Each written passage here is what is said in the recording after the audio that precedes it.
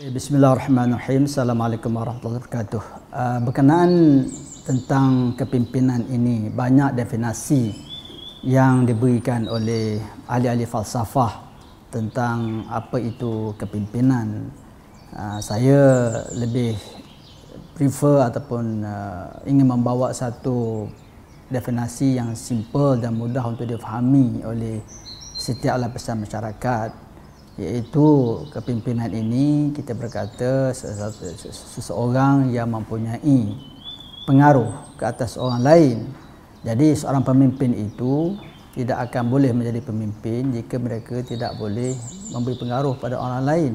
Pengaruh ini boleh ditengok dalam beberapa aspek. Yang paling penting sekali ialah pengaruh segi pemikiran itu sendiri.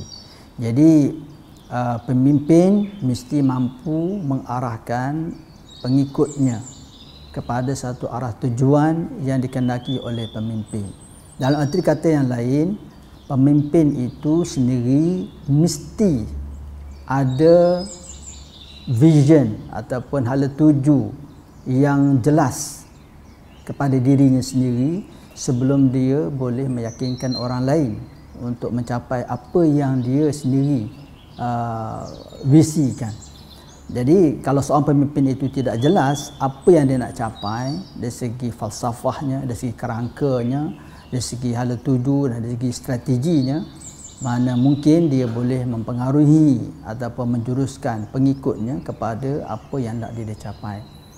Jadi kalau itulah senario-nya yang berlaku, di mana pemimpin sendiri tidak clear apa yang nak dia dapat, maka sudah pasti pengikutnya tidak akan memberikan apa-apa kepercayaan kepada dia, ataupun kalau memberi kepercayaan pun ia akan mencapai kepada sesuatu yang di luar ataupun tidak mencapai apa yang dihajati oleh pemimpin itu sendiri, kerana dia sendiri tidak jelas apa yang dia nak capai.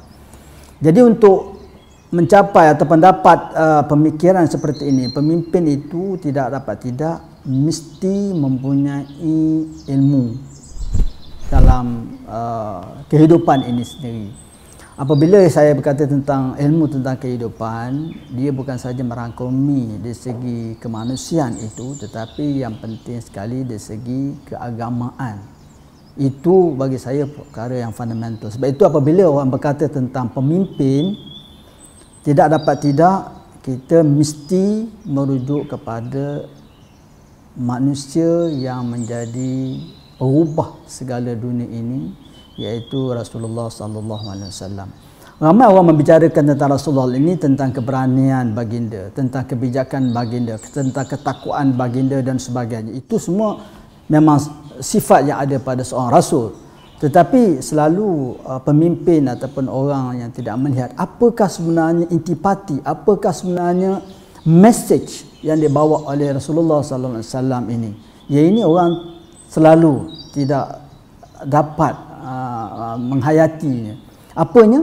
Iaitu membawa manusia ini balik kepada Tuhan, balik mendekati Allah Subhanahu Wa Taala. Ini sebenarnya mesej perjuangan Rasulullah sallallahu alaihi wasallam. Jadi seorang pemimpin mesti, yang dikatakan pemimpin dalam konteks syarak ialah mesti berjaya membawa manusia itu balik pada Allah Subhanahu Wa Taala.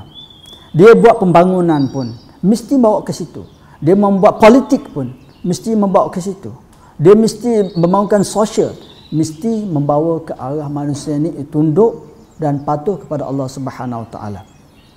Sebab saya melihat banyak orang hari ini merujuk kepada definisi kepimpinan yang dibuat oleh Barat, oleh Stephen Covey dan sebagainya ini, yang sebenarnya bagi saya hanyalah membawa kepada satu kesesatan yang tidak clear apa mesej yang nak sampai. Jadi ini yang membezakan di antara kepimpinan yang ada dalam Islam dengan kepimpinan biasa yang dibawa oleh Barat.